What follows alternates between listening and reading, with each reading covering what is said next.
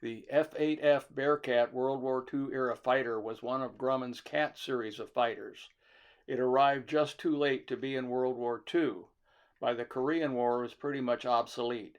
Jets had taken over. I've always thought World War II fighters fell into two categories. One was extremely aerodynamically sophisticated inline engine powered aircraft. The second were brute force radial engine designs using huge engines. In the U.S., the Pratt & Whitney R2800. The Bearcat seems to be the best U.S. effort to combine these two ideas.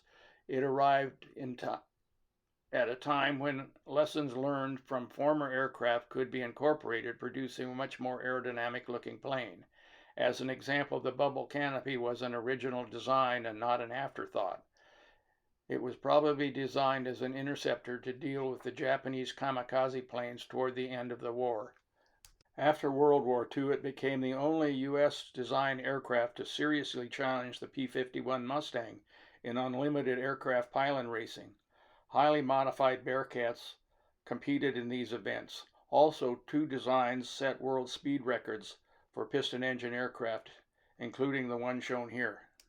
When I was a kid, Bearcats were located at Buckley Field, near Denver, where I lived. You could sometimes see them high in the skies. You could also see them at air shows. Here's the box. Front view, side view, the other end.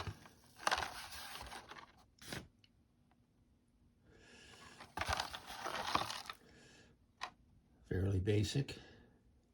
Here are the parts laid out. Here are the major parts laid out and painted for assembly. Here they are being assembled.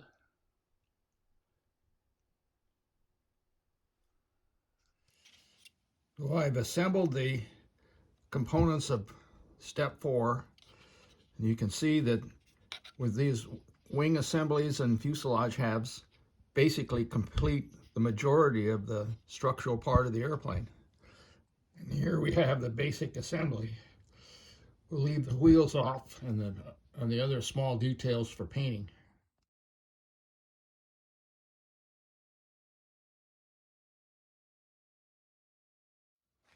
Well, here's the result of my decal application.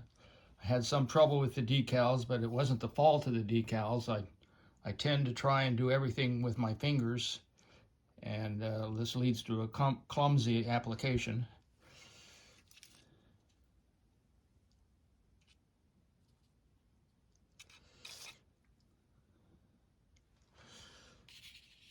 You can see that it's quite small. I remember a Fine Scale Modeler article that said that 1/72nd scale models were like the small jewels of modeling, and I think that's true. There isn't that much detail, but they are very good representation for their size, and they don't take up a lot of space, and that makes them kind of my favorites. Here's the finished aircraft, shown in several poses, including the kit comes with serious ordnance to be hung on the Bearcat.